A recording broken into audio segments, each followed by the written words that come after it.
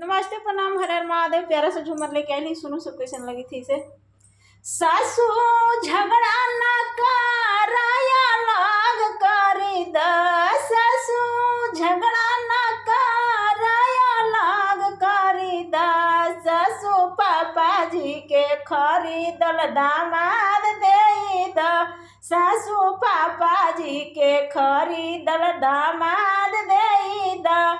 ना हमरा सास चाही ना हमरा ससुर, ना हमरा सास चाही ना हमरा ससुर, हमर पापा जी के खोजल दामाद दे द, ससुर झगड़ा नाही कराया लाग करी द, सासू झगड़ा नाही कराया लाग करी द, गोतनी झगड़ा नाही कराया लाग करी द।